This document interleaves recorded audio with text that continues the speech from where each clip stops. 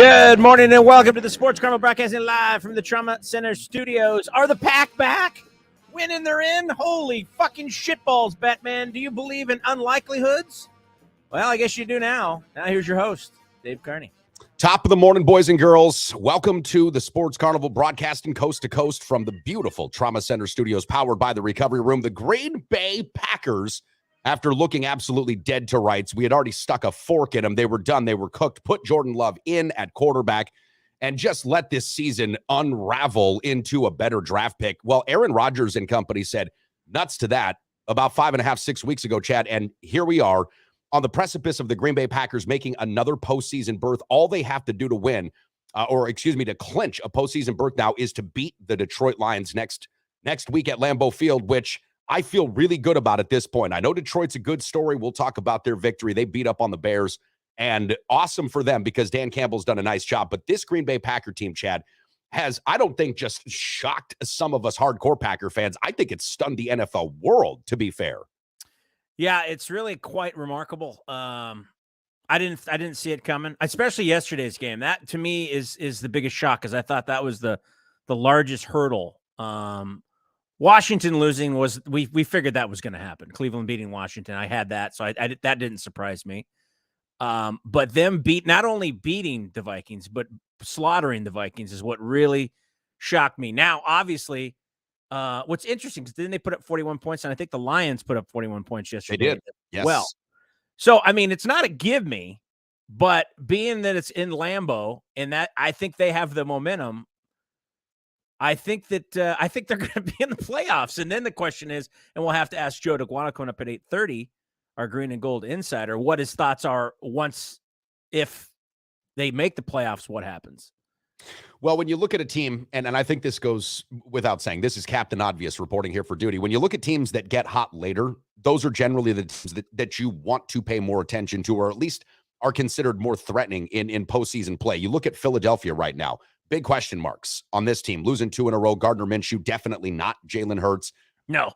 You want to be playing your best football late. And listen, the Minnesota Vikings, they came into yesterday's game with a ton to play for, right? Not only did the Green Bay Packers have a ton to play for, but so did Minnesota. The number 1 NFC seed was potentially out there for them to make a run at. Not that they would have been able to clinch that yesterday, but they could have eliminated the Green Bay Packers from postseason contention. They could have made a real stab with Philadelphia's loss to tie the Eagles at 13-3.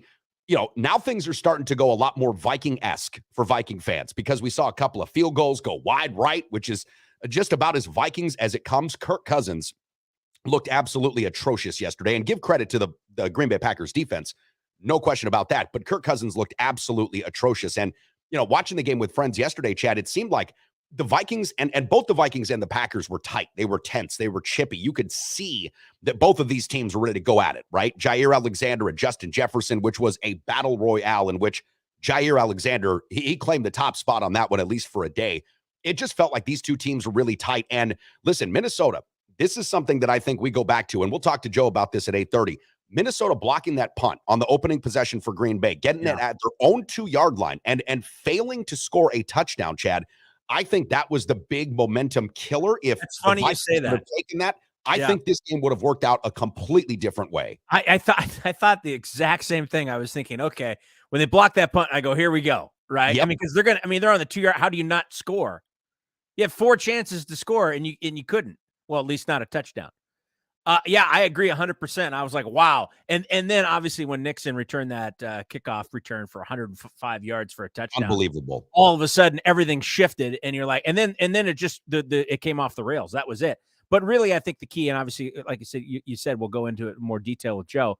The defense played out of their mind. So my question to Joe will be, because he's been saying for quite a while that Joe Barry's going to be losing his job. Did Joe Barry just save his job? I think over the last few weeks, Joe Barry is over the last few weeks. Yeah, absolutely. Not just yesterday, last few weeks. Yes, I think Joe Barry is really, you know, he's put his stamp on this defense. And maybe what we're missing with a lot of these different hot takes, fire this coach, fire this player, get this guy out of here. You know, it takes a while for these teams to sort of come together. And when you miss a big piece like Devontae Adams, who you know, in a loss against San Francisco, and your 49ers pulled it out yesterday, had another incredible game. But when you miss a player like that, when you have a guy like Rashawn Gary go out early, Jair Alexander, even earlier this season, and we were talking about this yesterday, Chad, he wasn't playing up to snuff, had a lot of mental mistakes, was committing penalties and unsportsmanlike penalties, things that were costing the Packers yards. You look at the defense now, and maybe it's just that without preseason, these starters aren't playing preseason anymore. Nobody shows up for OTAs because we have vacation to go do. Maybe what we're seeing here is that there is a method to the madness of preseason and OTAs and voluntary workouts and, the whole offseason protocol, because, football's complicated and there's a lot of moving parts here, right? And if you don't have the trust of your players, or if somebody's in the wrong spot on defense, it's going to look pretty bad. But I thought, to your question and to that point, did Joe Barry give himself a little bit more leash yesterday? Absolutely. Because they just dismantled Minnesota. I mean, Minnesota got taken behind the fucking woodshed and just beaten death. You mentioned Kirk kissing Cousins not having a good game, but the other issue there, not to make excuses for the Vikings, but they have a lot of injuries. They were on their third string center. I think their right tackle or left tackle was out. So they were pretty banged up. So that's the other issue, especially when you have it on your offensive line like that. And clearly, Green Bay was getting after Kirk Cousins. They were getting in his face. I think that the front four did a great job, and then the secondary did an amazing job. I thought the secondary of the Green Bay Packers played above and beyond yesterday. Well, they did. What the difference maker was. Listen, in my notes, Rasul Douglas is really popping. This kid has had an incredible little late career turn, was a practice squad guy. Last year, Green Bay gets him against an Arizona team that was already decimated. He has a couple of picks, a game-winning one, and got himself a nice contract. Jair, we talked about him, but, Adrian Amos, Darnell Savage, we have a pick six, a return for, that's another Green Bay Packer defensive score, right? So the Packers were able to score off of pick six from Darnell Savage. They got that kickoff return, as you mentioned. Listen, the Green Bay Packers, they did play, as Joey Miller said, a hell of a game yesterday. Now, Joey Miller does also say there's a chance that the Green Bay Packers and Minnesota Vikings could play in the first round of the playoffs. Interesting. I'd have to see that scenario unfold. Boy, wouldn't that be something? But we've got a lot left to cover here on this morning's Sports Carnival, broadcasting live from the Trauma Center studios. The national championship in college football has been set. Tampa Tom, almost as if scripted, Chad, once he pulls off a big comeback win and gets the Buccaneers into the postseason. And the Milwaukee Bucks snapped a 4-game losing streak on Friday against the T-Wolves. Giannis went off, but last night they saw the Washington Wizards, again, do a lot like what the Packers did to the Vikings, take them behind the woodshed and beat them to death. So we've got a lot to cover. If you want to jump in, YouTube, join us on Twitch. That's where we get a lot of these great comments. And, of course, on Facebook. Stay tuned. Back in about 60. What can I say? The Recovery Room on 7th and Mississippi Street is not only my favorite bar in all of downtown La Crosse, Wisconsin, it's my favorite restaurant in all of downtown La Crosse, Wisconsin.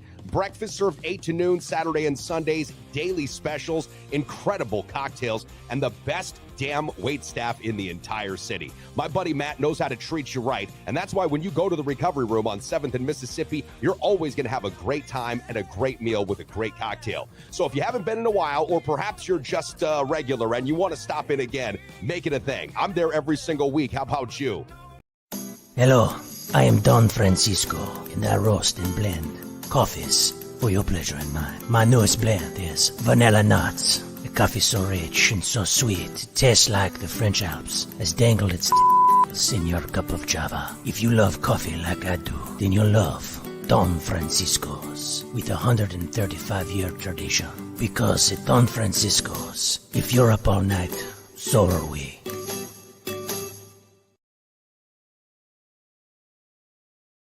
Broadcasting live from the Trauma Center studios, where we're putting the fun back into dysfunctional. Now here's your host, Dave Carney.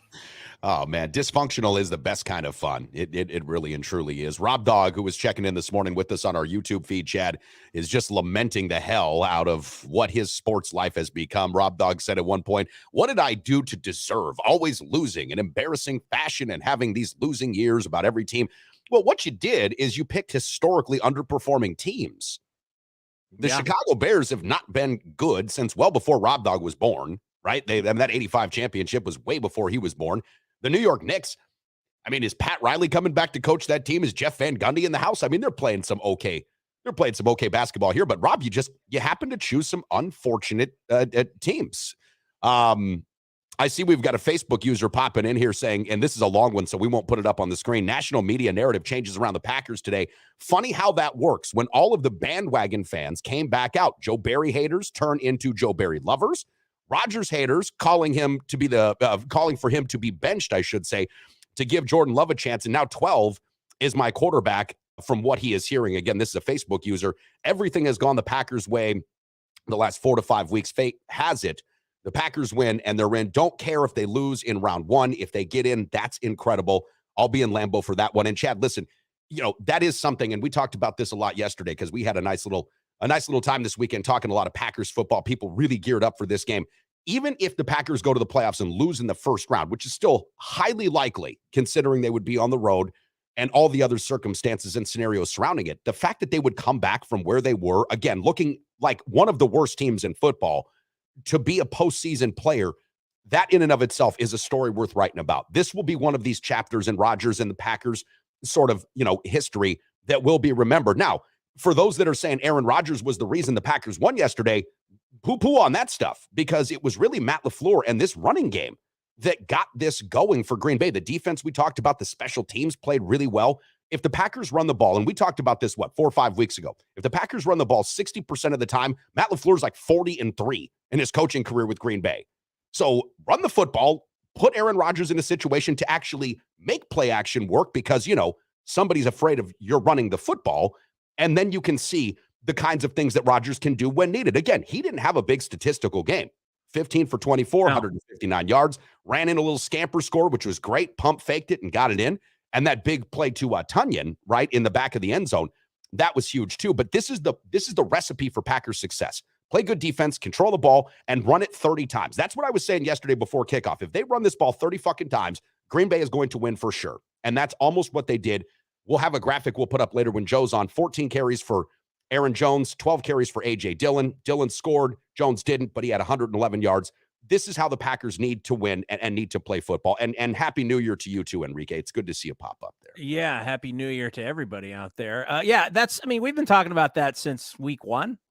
Week two, it's if you play defense and you run the football in the NFL or any football for that matter, doesn't really matter where you're at, you're going to probably do much better. And that is the success, the recipe for success, especially as we get closer to the playoffs. And that's clearly what the Packers are doing. They're putting an emphasis on that. And not only are they doing it, they're doing it successfully. So now really their fate is in their own hands. All they have to do is beat the Detroit Lions, which didn't seem like much of a task not that long ago, right? That would be like, oh, well, that's a gimme. It's not necessarily, I mean, that's one thing we have to pump the brakes a little bit. They still have to win. Yes, they do. This is a must win. This isn't yes, they do. This isn't one of these 3 other teams have to lose scenarios. This is the best situation they could be in for being how far back that they were not that long ago when we counted them out. So, keeping that in mind, I don't think that the Detroit Lions are a give me anymore. But at this point with the momentum, I see the Packers winning this game. I see it being a narrow victory, though. Do you? I don't see this being a blowout. I don't think we're going to see 2 blowouts in a row. I would doubt it because Detroit, again, does one thing really well, and they showed this yesterday. They run the football, right? And if you can run the football against the Packers have a really good pass defense, at least statistically this year. They didn't have a great run defense, at least statistically. Dalvin Cook was bottled up yesterday, which was great. But if, the likes of Jamal Williams, former Packer, by the way, goes for 22 carries, 144 yards, and Jared Goff is able to sling it. Hutchinson is able to make some defensive plays. No, it won't be easy. But what I saw yesterday, and I mean, we've talked about this a couple of times throughout the season, was the impact of the Lambeau crowd on this Minnesota Viking team, right? No like there was a couple of false starts or delay of games, that were caused just because Kirk Cousins couldn't fucking hear.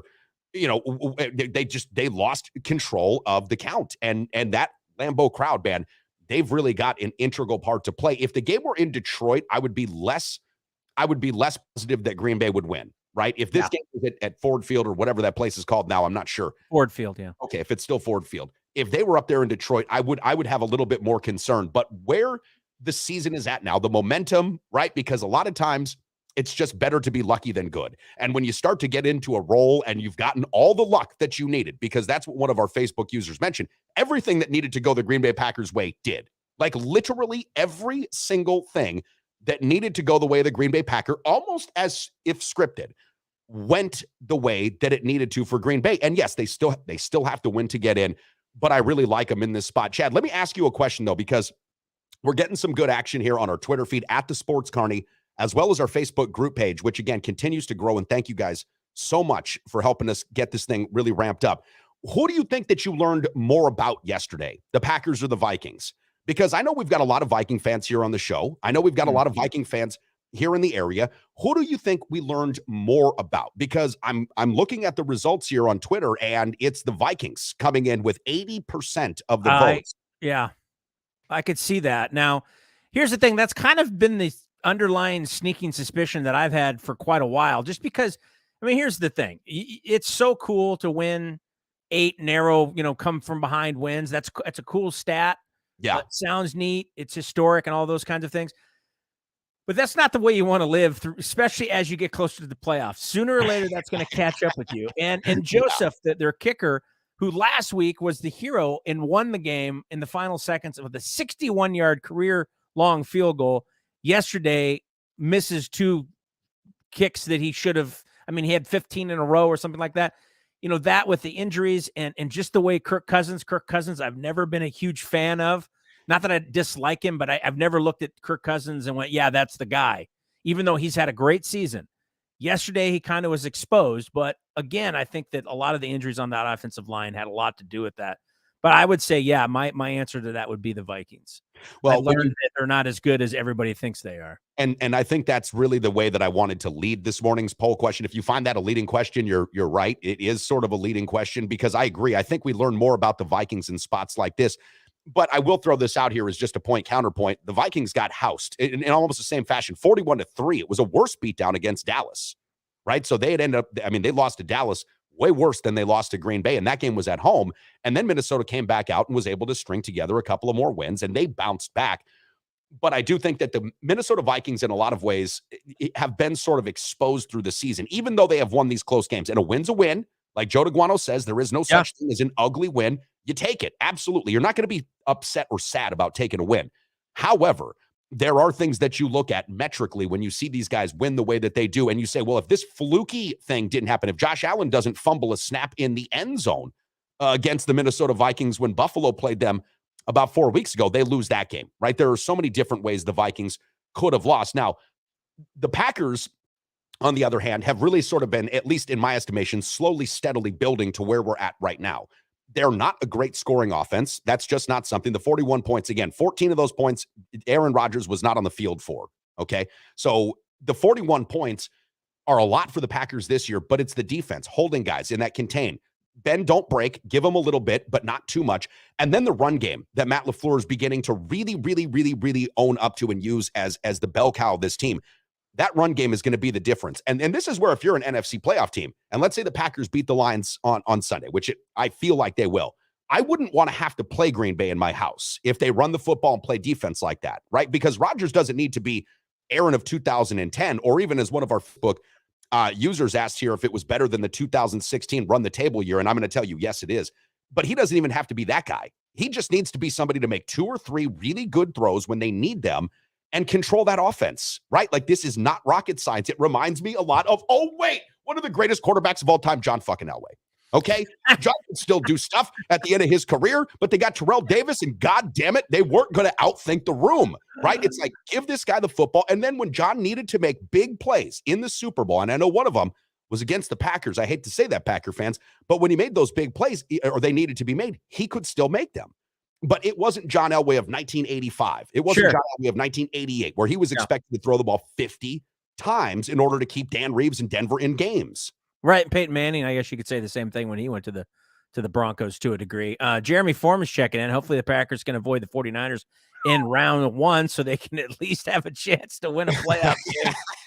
Hashtag Packer Killers. Yeah, let me tell you, and obviously I'm a bit biased because I'm a 49er fan. The 49ers is I mean, right now, I think they're the team to beat. When you really look at it overall, the hottest team in football, obviously it was a narrow victory yesterday against Vegas, but they both put up a lot of points. Obviously, the defense didn't show up yesterday for whatever reason. Well, I didn't get to watch that game. It wasn't playing in my area, but yeah, you're not going to want to, if you're a Packer fan, you're not going to want to see the 49ers. That's for sure.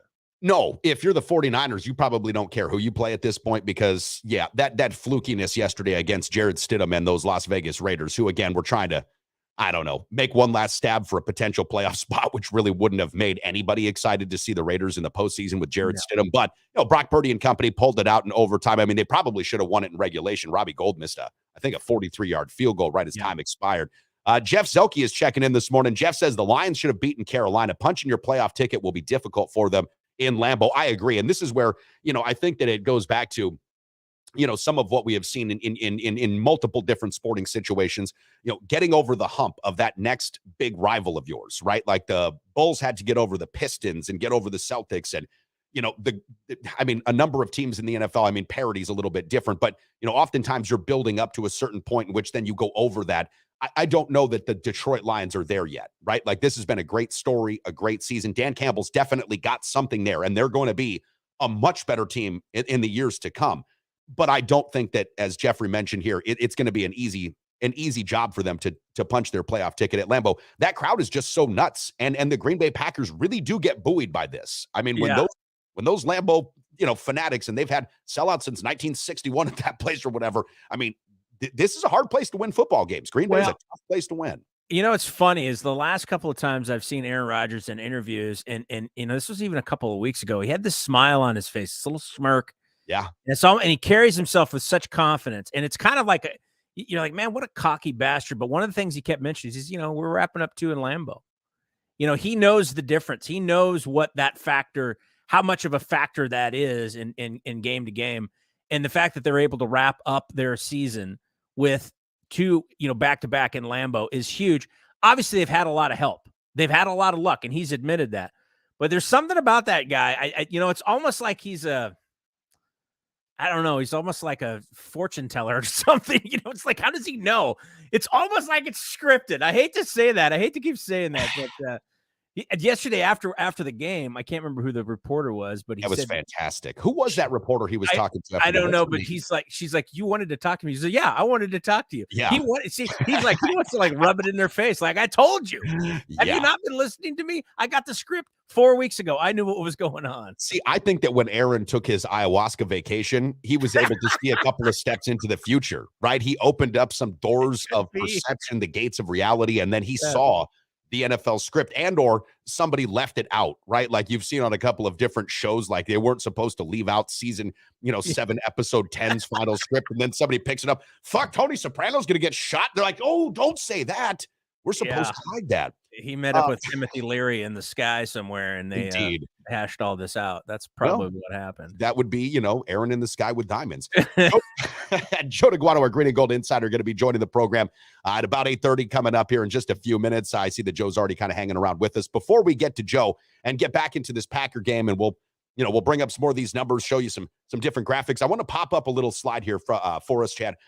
The weekend recap that we had, because again, we'll talk about the Packers for the majority of this program and probably for the majority of this week, because there's just so much to dissect, so much to unpack with this Packer team and their potential to make the postseason. But over the weekend, we had an enormous amount of sports. We had Michigan get bounced in the college football playoff, something that I did not see happening. And Michigan, man, over TCU. I don't know why Jim Harbaugh can't win these college football playoff games, but he seems to not be able to do that. Georgia outlasted Ohio State in one of the wildest finishes to a college football playoff game I have ever seen. The Bucs on Friday did have a full roster. Giannis went for 43 and 20 against the T-Wolves. The Bucs get a win and snap that 4-game losing streak. And yesterday, the Washington Wizards, Kyle Kuzma, I think, had a triple-double for Washington last night.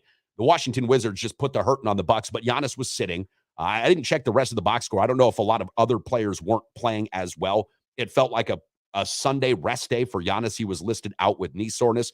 But we had that going on over the weekend. And then, of course, we touched on this briefly earlier. Tampa Tom, again, almost as if scripted, Chad, had one of his best games of the season, maybe the best game of the last 2 seasons. This guy was throwing darts. And between him and Mike Evans, who had over 200 yards, 3 touchdowns, and the way that Tampa Bay defense really stepped it up in the second half over a plucky Carolina team with Sam Darnold playing some good football too. Brady's in. He's made it to the postseason. They could finish 8-9, but they still will host a home playoff game. I don't remember, because I didn't have this stat in front of me, what Brady's record is at home in the postseason. It's very good. And when Brady gets a home playoff game, he rarely ever loses. So here we go. Once again, 460-year-old Tom Brady is going to be in the postseason and will be gunning to make his 11th appearance in the Super Bowl, for God's sakes. Yesterday reminds me of that country song. I'm not as good as I once was, but I'm as good as once as I ever was. And that was what Tom Brady was yesterday. I mean, 400 plus yards, 3 touchdowns. As you said, Mike Evans, three of those touchdowns were, I think they were over 40 plus yards. I mean, they were over 50, I think. Or 50. Again, great, man. He had over 400 yards, 3 touches, and he was playing great football. Well, and the thing about these older guys, and maybe this is something that they had in the back of their head because we have a longer season than we have had with 17 games now, is, you know what? I know when to get good. I get good in the last couple of weeks, not the first couple of weeks. That's fair. So, maybe that's just some, veteran savvy, moves there on both Tom Brady and Aaron Rodgers. But Tom Brady yesterday, again, the reason why they call him the GOAT is because of things like that. He's the kind of guy that can do that. And even though he's 46 or whatever he is, it's absolutely amazing. Every time I see him play, even when he has a bad game, he shrugs it off and comes back the following week, and he figures out a way to do it week to week. And you just have to take your hat off to him. I mean, it does seem a little bit scripted, but it is what it is. He is he's one of a kind. There's just no doubt about it. And whatever his diet is, I need to figure that out, because as I get older, that's what I be doing. Yeah, the TB12 diet is no fun for you. I don't think you would like that. No fun. That's the no fun zone. But listen, if your job is to play professional quarterback, then I think that you do whatever you have to do. I like Pat Tully checking in here from Stoddard, Wisconsin, said Giannis, Middleton, Drew Holiday all sat yesterday. Thank you, Pat. And Brad from Green Bay is checking in here. Brad, what up, dude? He says Rodgers cut his hair, and that's also got to be a good sign. That's something that we noticed this morning watching some of those post-game clips of the press conferences last night. It's like, wait a second. Rodgers cut his hair. Maybe we're on to something. He looks a lot better now. A little bit less like a medicine man, but still in all. You get the script 6 weeks ago or 10 weeks ago, you just, cut your hair. It's okay. Yeah, that haircut he had was a little douchebaggery in my opinion. Yeah, I'm not a big fan of that old haircut. I didn't notice that he cut his hair. He had his helmet on the whole time I was watching. You know what? And we didn't see this until this morning. I was watching the clip of the post-game press conference, and the hair was short. He was looking dapper, and there you go. Packers have their own destiny in their hands, which is just unbelievable. Doubter-in-chief, Joe Daguanno, our green and gold insider, Chad, who said weeks ago that Joe Barry needed to be fired and the Packers wouldn't make the postseason, is going to be joining us coming up in just about 60 seconds. And we'll talk to Joe about yesterday's game and really dive into this. What about the Packers over the last 4, 5, 6 weeks has made this a reality? What about this team has changed so diametrically that now we're looking at a team that's going into the postseason? And again, I mentioned this before, a team that nobody would want to play right now, not with that defense and not with that running game. So stay tuned. Sports Carnival broadcasting live from the Trauma Center studios, back in about 60 seconds. Now more than ever, if you're looking to buy or sell your first home or perhaps an investment property, you need a full-time dedicated real estate agent who is up to date on all the latest trends and analysis and is ready to give you the kind of service that you deserve. That's why the official real estate agent and the official real estate partner of the Sports Carnival is Kyle Cable of One Trust Real Estate. Whether you're looking to buy or sell your first home, or perhaps you are a seasoned investor, call the official real estate agent partner of the Sports Carnival, Kyle Cable of One Trust Real Estate. The official mortgage team of the Sports Carnival is the Midwest mortgage team of Land Home Financial, my good buddies Mike Garcia and Todd Vercruzzi. Listen, we all know the mortgage industry is in a bit of an upheaval right now, and that's why it's more important than ever to go to a couple of guys that you can trust, a local operation right here in La Crosse. That is the Midwest mortgage team. Again, Michael Garcia and Todd Vercruzzi of Land Home Financial. Don't make a mistake with your mortgage needs. Go to the official mortgage provider of the Sports Carnival, the Midwest mortgage team, Mike Garcia and Todd Vercruzzi. Back to the Sports Carnival, broadcasting live from the Trauma Center studios. My New Year's resolution is to help everyone around me gain 20 pounds so I look thinner. Good solution. Now here's your host, Dave Carney. So start eating, Dave. Well, don't give them the Tampa Tom diet then, because that's not going to work out well for you. Yeah. Oh, I like that, though. Don't work on yourself. Let everybody else get worse. And then that way you feel better about yourself. Sure. I'm feeling really gratified. The start of the new year, Chad, has brought a lot of good fortune. And before we bring Joe on, I just want to say a quick thank you to some of the incredible supporters here of the Sports Carnival. Kyle Cable, One Trust Real Estate, our friends at BetUS, where you guys are doing a great job of beating the spread. The Recovery Room, of course, the anchor tenant here, the Trauma Center Studios, in which we broadcast live coast to coast from. Preferred Insurance, Tony and Brian, Mike Garcia, Todd Vercruzzi of Midwest Mortgage Team, the Sean O'Neill Law Firm, the O'Neill Law Firm, and of course, Joe's Helping Hands Landscaping. Guys and gals, thank you so very much. And just again, a real quick recap. Thursday, we had all of our folks out in attendance at the Recovery Room. The party was epic, and the new year got started off on a really, really, really good foot. Yeah, and now the Packers are positioning themselves to be in the playoffs. So if you're a Packer fan right now, you're very happy. For those Viking fans out there, tough loss. It was a kick in the nuts. Yeah, that was a kick in the nuts. Todd Vercruzzi, big Viking fan. I can imagine that he is probably licking those wounds a bit this morning. Green and Gold Insider, the Mad Dog of Madison, Joe Daguanno, is here with us. Joe, we're just going to have to jump right in. You know, a couple of weeks ago, we said, and we all said this collectively, the Packers were dead to rights. There was no chance they were making the postseason. Even if they did, who cares? Because the team was just playing so bad. Now, Joe, we're looking at a team that's got they control their own fate and destiny, which was not something that the Packers even had coming into yesterday's game. And they're playing a brand of football, Joe, that I don't know if I was an opposing team having to host the Packers. I don't know that I would want to see them play. Walk us through, man, what has been the linchpin to their success over the last 4 or 5 weeks? Well, first of all, a couple of things. Tony Soprano gets shot? What the fuck? That's been confirmed. I haven't seen the ending yet. Been confirmed by David Chase. Sorry to break that. I didn't mean too soon. Too soon. And also real quick, because it is officially a holiday today. Typically, you'd see me drinking a Bloody Mary, but I'm with my lovely wife, and so it's a mimosa today. So cheers, Joe. Cheers. That's Yes, nice. I'm doing mimosa Don time. Francisco-ing. But you're right. Are banks closed today, Joe? Let me ask you this. Are banks closed today? I believe so. Okay, there we go. National holiday. I believe so. So a couple of things, and it was interesting looking back at some of the presser stuff last night, because you asked, how did this happen? And apparently earlier in the week, Joe Barry actually went to Rasul Douglas and Jair Alexander. And he asked him, what do you guys want to do? And they both said, we need to man up. And then Joe Barry told them, all right, you guys decide who gets Jefferson. And it was the day of the game. Jair apparently walked up to Sewell and said, I got him. And so when you have a coach, and what we talked about with Joe Barry all along is his unwillingness to bend, his unwillingness to change the scheme to the talent. And I don't care what level of football you coach. And you guys know I coach high school football. If you've got a stud cornerback or wide receiver or quarterback, you need to change your scheme to that player. That's it. That is how it must go. And so when you've got Jair Alexander, who you gave the most money to this offseason, and you don't use him appropriately that first game of the year, and Jair and Joe Barry had it out and had a long discussion after that first game because Jair was frustrated. And so for the coach to say to the players, what do you want to do?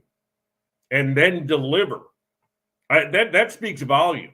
And look, Joe Barry was very hesitant that first game of the year to put Jair on Jefferson, not because of Jair, but because of the rest of the defense, because the rest of the secondary he didn't think could handle that.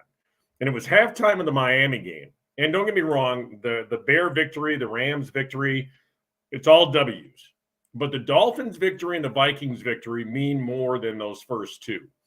And it was halftime of the Dolphin game where Jerry Gray, defensive back coach, lit up that secondary, just lit up that secondary. And so from that point on, this secondary has been tits up as far as with their responsibilities, because football is an 11-man sport.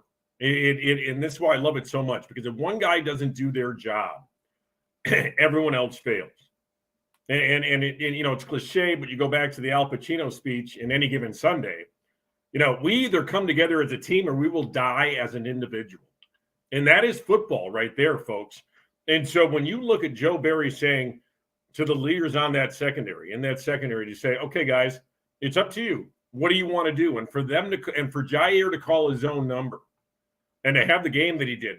So that's the first thing is this coaching staff, and whether or not LaFleur had a talk with Barry, whether or not that was Barry. And I don't think Barry has saved his job yet, gents.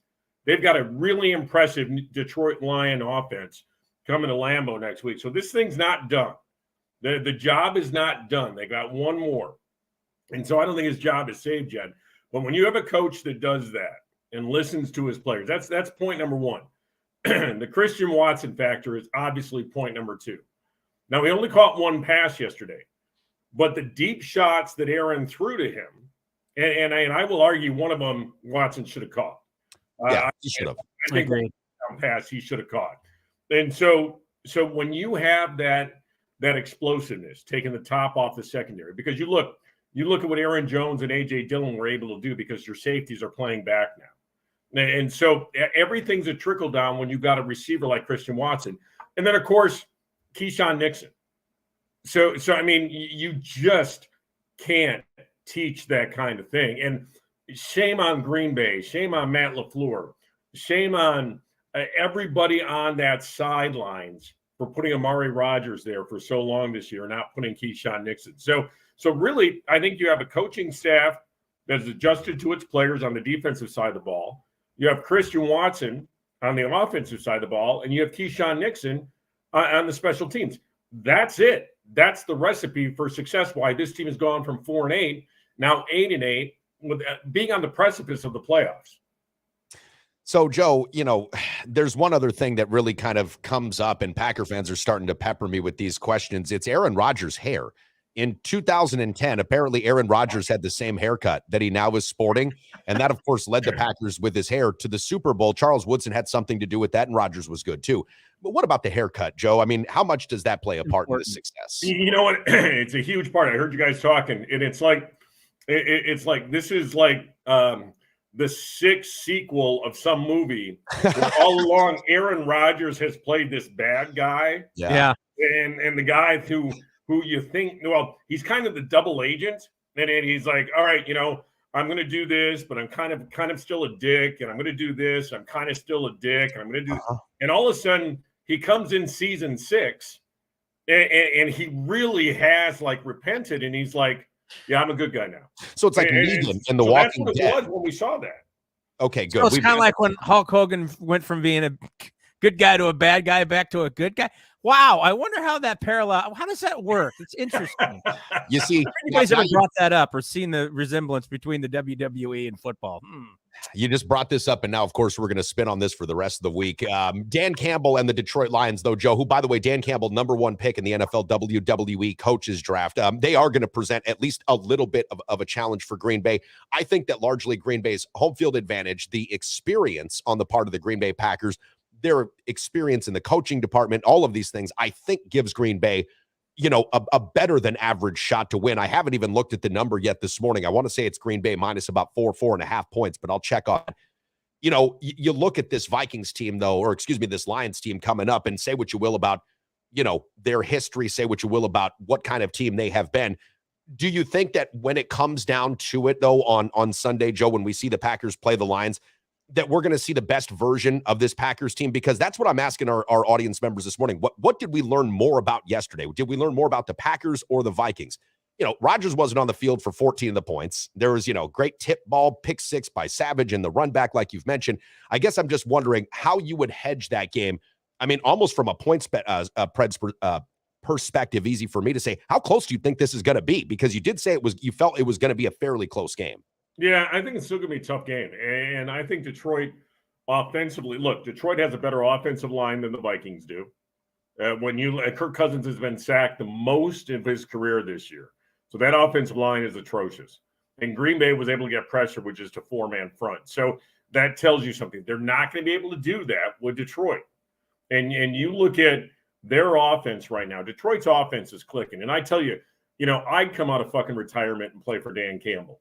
That guy is just, he is the guy that you're like, I don't care if I'm 55 years old and out of shape. Put me fucking in, coach. I'm going to lay my ass on the line for you. So I think this game presents more problems for the Green Bay Packers than the Minnesota game did. And I think I saw your poll question today, DC, and I think what a great question because you have a 12-win Minnesota team with a negative point differential for the year now. Yes. That is unheard of.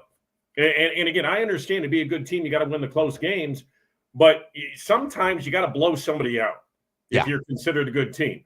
And Minnesota that hasn't happened this year, even against the also-rans of the NFL. I got to tell you, I think if this game were being played in Detroit coming up, I would give this game to Detroit. I think if this were played, if Detroit had the home field, I mean, what is it, DC and Chad? Is it 3 points for the home team? Yes. Basically. Yeah. So, generally speaking. Yeah. So you're talking 4.5. All right. Well, now you're saying Green Bay is essentially about 1.5 better than Detroit, take away home field advantage.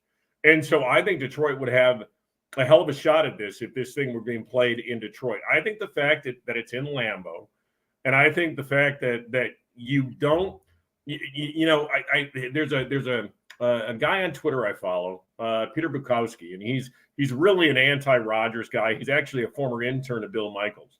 Huh. And he's got a lot of good stuff. And he was saying going into the game, all right, Rodgers, prove me wrong. This is it. Put the team on your shoulders and win this thing.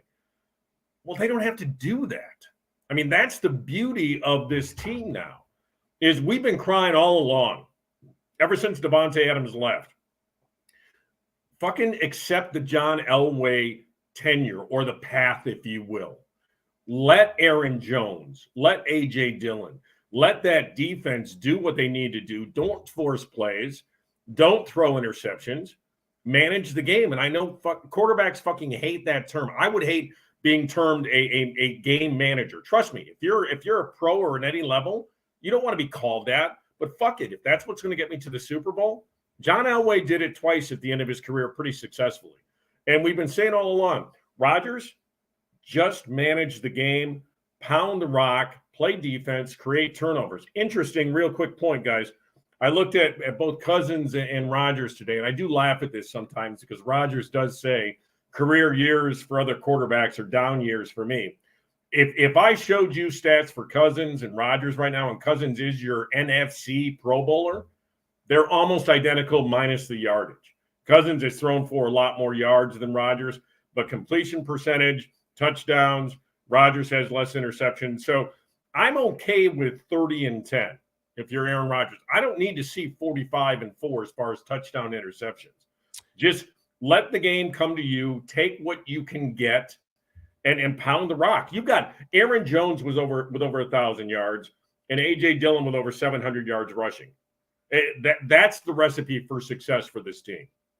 So, Chad, pop up that slide while we've got Joe here on our Green and Gold Insider, because I did want to showcase, Aaron Jones in the immense amount of impact that he had. Again, I didn't put this stat together this morning, so I apologize, guys and gals, but we did this about 6 weeks ago or something. Joe, when the Green Bay Packers under Matt LaFleur run the football 60% of the time, okay?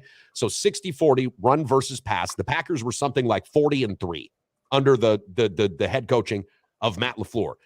This is keep it simple, stupid stuff. And yesterday before the game kicked off, I said, look, if the Packers can run the ball 30 times in this game, and I'm not saying give all 30 carries to Jones or Dillon, but split them up, which they did, 14 for Jones and 12 for Dillon. So you got me nearly 30, 28 carries. If they do that, the Packers are going to win the football game because they will give Rodgers an opportunity to be what he is now. And this is not a knock on Rodgers because it's not like he can't play. But, Joe, the comp there to a guy like John Elway is there. It's so salient. And we saw what happened. He gets Terrell Davis. Don't outthink the room. Give this guy the ball. Make plays when you need him. You can still come up for a helicopter leap into the end zone if you want in the Super Bowl. That's fine. Rodgers can still pump fake you and run in a score. That's fine. But this is like the most basic form of winning football. And here's the thing. I don't care if I was a pro and they wanted to call me a game manager. What I would want them to do consistently is call me back for another year of employment. Because if that is the way that you can stay employed, Brock Purdy's making a perfect example of this now. Don't outthink the room. Do what you got to do. Play the system. Run the football. And guess what? A majority of the time, if all the other things are breaking in your favor, you've got a decent defense, your coach isn't fucking up your clock management, then you probably have a better than average shot to win, a little bit more than a coin flip. And that's what the Packers did yesterday. And DC, you hit it on the head. And there was one play that really spoke volumes. It was kind of it was the microcosm of what the Packers need to do. And it was play action pass. Rodgers rolled out back against the grain. Tunyon started in like he was blocking down, like he had been doing pretty much all game, because that outside running game for the Packers is just fantastic. By the way, Zach Tom in for Yosh Nijman in that game, playing right tackle, did a hell of a job sealing the edge. But Tunyon blocks down, play action pass. Tunyon then leaks out in the backfield, or basically off to the side. Rodgers hits him. He's wide open. That's a 25-yard gain. And the only reason that that's a 25-yard gain is because of the play action, because you had to respect the run at that point. And all you have to do is give a little shiv to the defensive end and then release. And I love a tight end who can basically block and chip block and then release out in the flat. I think that's the best play in football. And to get 25 yards out of that, I was having to talk about this last week, that Tunyon, he's still the year removed from the ACL, doesn't have the speed, doesn't have the explosiveness. You don't need speed and explosiveness if you have a running game and a play action setup. And so you hit it on the head. And we've been saying this all season long. Aaron, John Elway was I believe, guys, 0-4 in Super Bowls up to the last two. Yep. And so 0-4, and then he goes out as really the way you want to, two Super Bowls in a row, one against the Green Bay Packers. And he comes out on top because he basically said, I'm no longer Elway. I'm no longer the guy, but I got the rings now. And I think that's what it comes down to. I do think Green Bay wins this game coming up. I believe it's been flexed to Sunday night, correct? That's what we're looking at now. Yeah, the flex into Sunday Night Football appears to be the schedule, which we sort of had anticipated yesterday when everything was getting worked out. Like, this game was going to be the big primetime matchup for us on Sunday night. I can't wait. Yeah, and so I see Green Bay winning, and I see Green Bay winning by 4 or 5. I think the home field advantage, like I said, if this game were playing in Detroit, I'd probably pick Detroit. And look, I'm happy to eat crow, because I've said for weeks, they're not a playoff team, and Joe Barry needs to go. So I tip my hat to Joe Barry, as I tweeted out to you last night, DC. Joe Barry balling like Joe Barry Carroll back in the early 80s, brother. And so how do you like that, Chad? And again, Joe Barry did what he had to do. The Packers did what they had to do. Kudos to Matt LaFleur. Kudos to this team, because right now they control their own destiny in Week 17 in the NFL. You can't ask for anything better. No, you really can't. And Joe, that's where we'll leave you this morning. Again, really appreciate you, as always, being able to jump on, join the program, give us some of your sage words of advice, wisdom. I need more drinks. And another drink there. Enjoy your day off. Say hello to Lynn for me. We will catch up during the week. Again, Joe Daguanno, our Green and Gold Insider. Thanks for everything, buddy. We'll talk to you soon. All right. Happy New Year, boys. Happy New Year.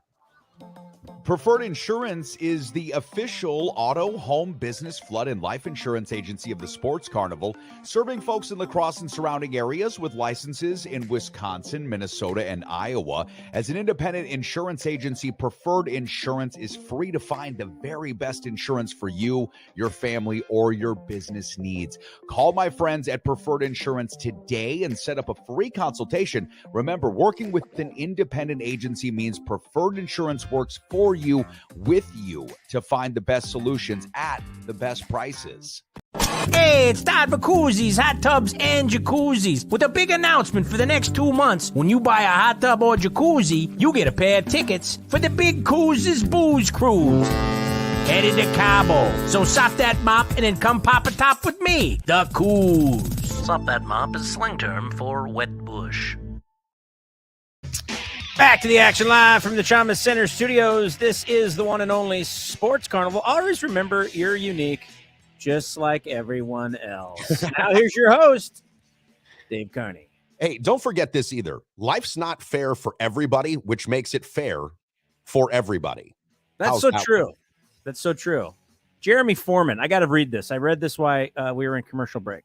Yeah. I don't mind a tight end, but to be honest, I'm more of a fat ass kind of man. That's a good one for me. Yeah. Jeremy used to want to hear Queen's Fat Bottom Girls more than any other song. That was his most requested song. And it really was interesting because Jeremy P12 Foreman, about as manly of a guy as you'll ever meet, has like a real love for homosexual rock music. Like he just really does. He was all about it. And I'm like, I'm fine with that.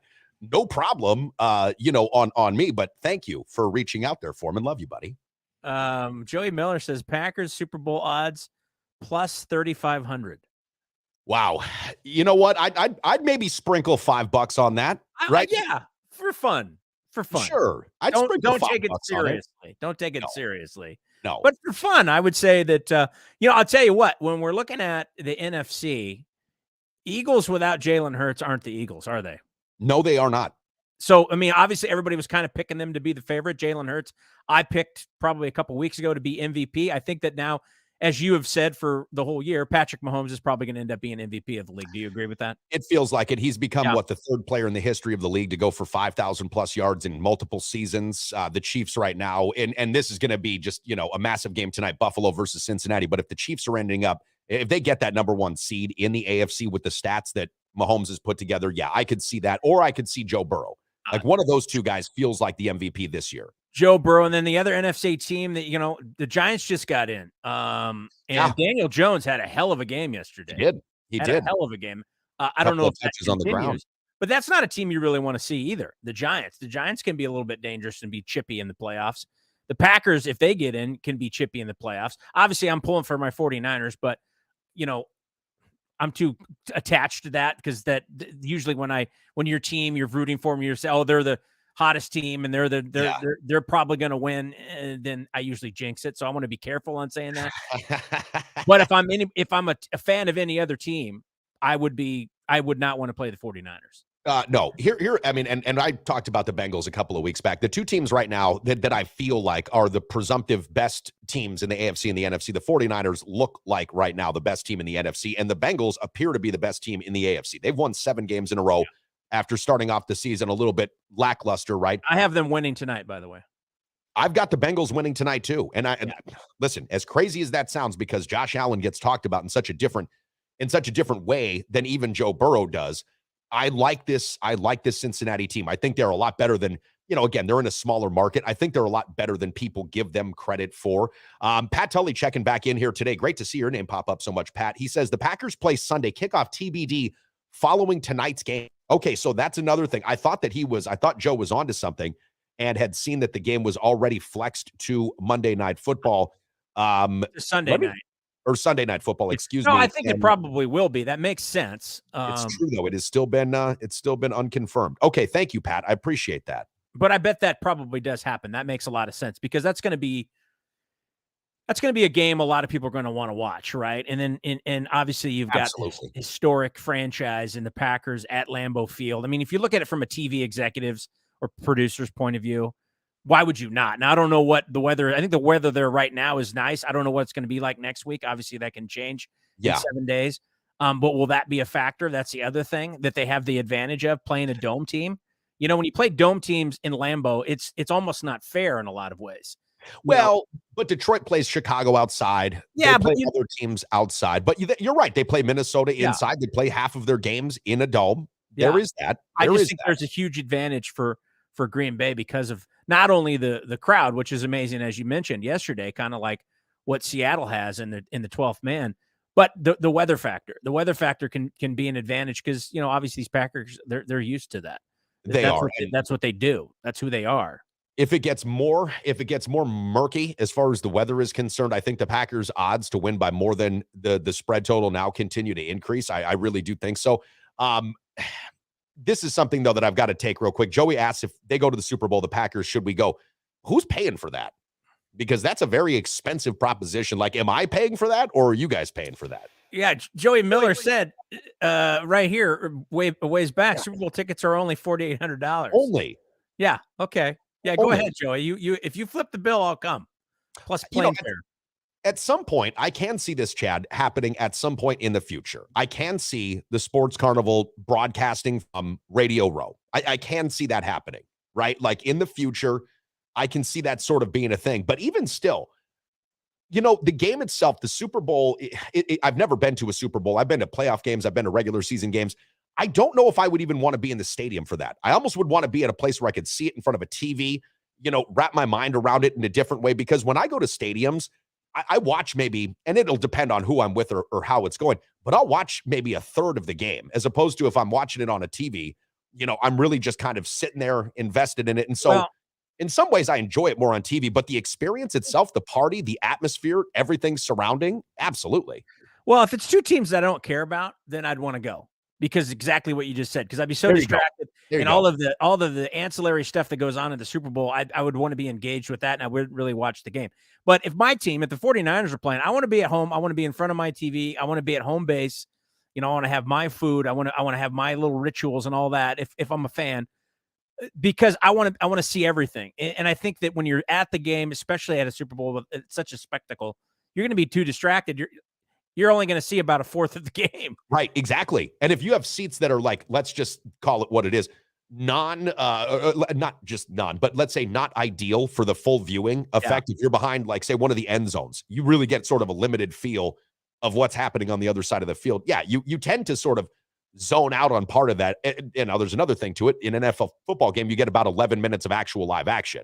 So you're sitting there for 3 hours, but the snaps and everything else that takes the time in between all the action, there's only 11 minutes of actual game in an NFL football game, which is why you can watch the rewinds of these things on the NFL app and stuff in like 15 minutes, because you can see all these snaps just as they go down. Ironically, because we're the Sports Carnival, it really has it's more of a carnival than it is a game.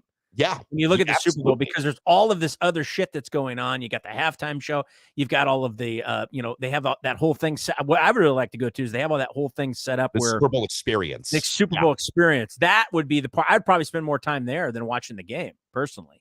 Well, and that's where I go with, some of these, hey, let's go to the game next Sunday, even for the Packers. Cause I know that Joey said we could go to the game for $90. Guys, I'd go to the game and not even go to the game. I'd tailgate and then go to the Stadium View bar because this place is, you want to talk about a fucking party, man. I mean, first of all, there's an 845-foot high-definition TV. They get like some of the best bands. I think REO Speedwagon, came out of real estate retirement and was playing there a couple of weeks ago when I was at Lambeau. Rob Dogg's checking in this morning. He says, the ticket costs more than my net worth for a football game. Yeah. Well, they're still young. Give yourself some time. And then Pat Tully checking in once more. It says that it would be nice. Oh, no, you're good. It would be nice to see Seattle win earlier and Detroit become eliminated prior to the kickoff of the game. That's something else to take into consideration because Seattle beating the Jets yesterday, they're at 8-8. Yep. If they win this upcoming weekend, then Detroit is out because Detroit doesn't have the same tiebreaker that Seattle has. I think that's conference wins that Seattle's got the tiebreaker over Detroit with. Pat, good point, man. Pat's been on fire today. Yes, thanks, Pat. Really come correct. This is awesome. Thanks for helping us with show prep because I didn't do that show prep. I did hear that yesterday. And you know what? Huge win for Seattle. That's a huge win because the Jets have a pretty decent defense. Big win for Seattle, but honestly, Seattle shit the bed the last couple of the weeks and should have been in already. But you know what? We'll see what happens here. They still have a shot, just like the Packers still have a shot. It does make it interesting, though. The narrative does become more interesting when we have these win and you're in, win, but another team has to lose, and you're doing all this math and stuff. It becomes interesting in some of these games that otherwise might not make a difference. All of a sudden matter. It's kind of like having a fantasy football team, something you don't really care about. And all of a sudden you're like, oh, cool. Mike Evans has 200 yards. Exactly. And I think that Justin Jefferson, for what it's worth, helped a lot of people lose what would have been like, I don't know if yesterday was the Super Bowl yesterday was the Super Bowl for most fantasy football teams.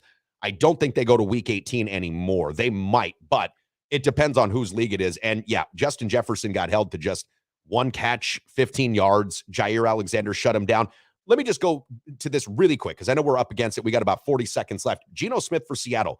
Is this guy the long-term solution or at least the midterm solution? Do you see him being in Seattle for the next 3 to 4 years? Because I do. I think he earned a spot right now. I think this season has put him in a good spot. Before we leave, I have to mention this, and this is, I know we're all over the board here. I wanted to jump to this because I put this down. I don't know if you saw Luka scored another 50 points the other night. I didn't. I missed that. Yeah, he scored 51 points. He's the first player in NBA history with 250 points, 50 rebounds, and 50 assists and over a 5-game span. After scoring 60, he scored 51, and I think they won. I can't remember exactly who they played, but it was like 126 to 125. But I just wanted to throw that out there. We talk about MVPs and we're talking about great players, and we're just we're in this window of some awesome sports, whether it's football or basketball right now, and it's very enjoyable. Yeah, I totally agree. Couldn't have said it better myself. Guys and gals, thanks so much for being a part of the program today. The interaction's been robust. It's been magnificent. Happy New Year. Can't wait to come back tomorrow. Chad will have Matt Janis, UWL football coach, joining us. We'll talk to Matt about some of these NFL playoff teams and their potentiality from a defensive-minded coach. What is he seeing from the likes of the Green Bay Packers, the Detroit Lions? How should we be looking at the game coming up? We might even make fun of his love for the Chicago Bears for just a moment. A very brief moment. Have a great day, buddy. Thanks for everything. We'll see you guys and gals tomorrow morning right here on the Sports Carnival.